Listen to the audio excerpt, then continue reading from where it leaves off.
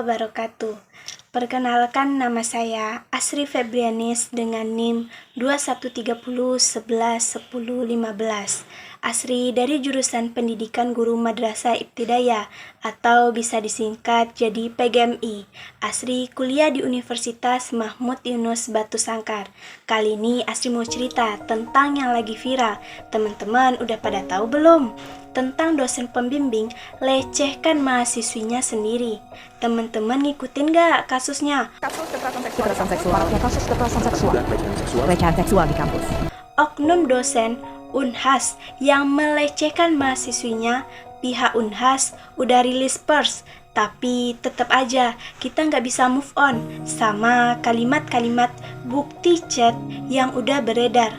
Kita yang gak ahli bahasa pun tahu maksudnya. Kesannya ini diduga melindungi pelaku. Coba aja lihat kalimatnya. Kalau dipikir lebih siksa lagi Pak Firman. Dengan sanksi ini, bayangkan nih kalau ada SK begininya, yang bersangkutan tidak bisa menarik jabatan. Padahal ini lagi bahas pelecehan.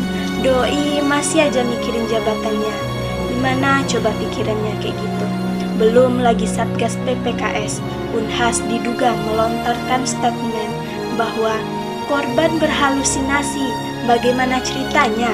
Satgas Pencegahan dan Penanganan Kekerasan Seksual sendiri melontarkan statement sejahat itu. Ya wajar kalau terduga pelaku hanya diskorsin 2 semester. Sebegitu sayangnya Unhas pada terduga pelaku pelecehan. Saya hanya bertanya, jangan salahkan siapapun jika banyak pertanyaan yang bermunculan bahwa seharusnya Unhas ini mau pelihara apa? Ini pertanyaan ya. Hanya Unhas yang tahu jawabannya. Tapi jangan lupa ternyata bukan hanya masalah dosen FS ini yang kedoknya baru terbuka. Ternyata kampus ini juga punya cerita kelam yang sama. Jangan lupa soal dosen berinisial HM yang diduga melecehkan 4 mahasiswa yang juga sampai sekarang belum ada informasi tindakan seriusnya. Kelamnya kasus-kasus kejahatan seksual di ruang lingkup pendidikan, apakah harus tetap dipelihara demi hanya sebuah citra? Padahal mengakui salah bukan berarti kalah.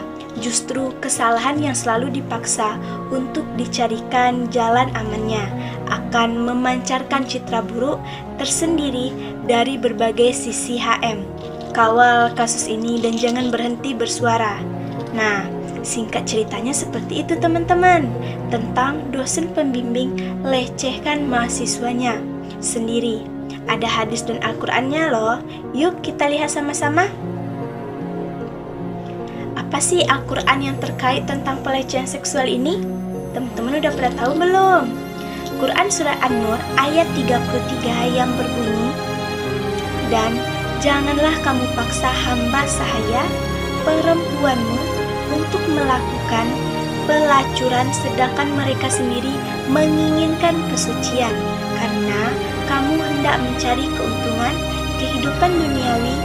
Yang kedua, Quran Surat 16 ayat 90 yang berbunyi, Allah memerintahkan untuk berlaku adil, berakhlak baik, dan berbuat baik kepada keluarga dan kerabat, dan Dia melarang perbuatan amoral buruk dan penindasan. Al-Quran menyebut pelecehan seksual sebagai al-rafas dan fahisyah. Mufassirin mendefinisikan arafat sebagai ungkapan-ungkapan keji terhadap perempuan yang menjerumus kepada seksualitas Islam, mengharamkan segala bentuk kekerasan dan penindasan, termasuk kejahatan seksual. Kekerasan seksual dianggap sebagai dosa besar dan tindakan yang paling keji dan buruk dalam pandangan syariat. Nah, dan tidak hanya ada Al-Quran saja teman-teman, tapi juga ada hadis mengenai pelecehan seksual ini. Yang pertama, artinya, sesungguhnya Allah amatlah murka terhadap seseorang yang keji lagi jahat. Habis riwayat Al-Tirmizi dalam hadis lain dengan makna yang serupa.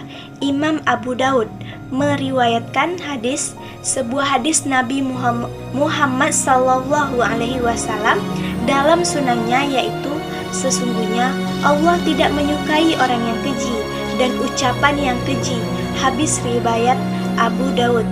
Tindakan pencabulan dilarang keras dalam Islam, bahkan ia bertentangan dengan syariat yang mana di antara tujuannya adalah untuk menjaga diri atau kehormatan seseorang.